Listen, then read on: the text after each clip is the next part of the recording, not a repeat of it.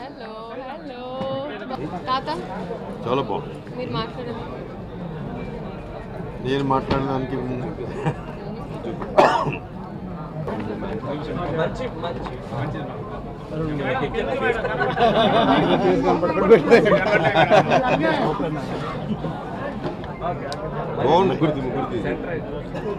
నువ్వు ఇలా చూపి మీరే స్టోర్కి వచ్చి చూడాలి. చాలా చాలా బాగుంది. శ్రీలీల ఈ అమ్మాయి నా కూతురు నా కూతురు కూడా డాక్టర్. ఆమె గైనకాలజిస్ట్, అంటే వీళ్ళ మదర్.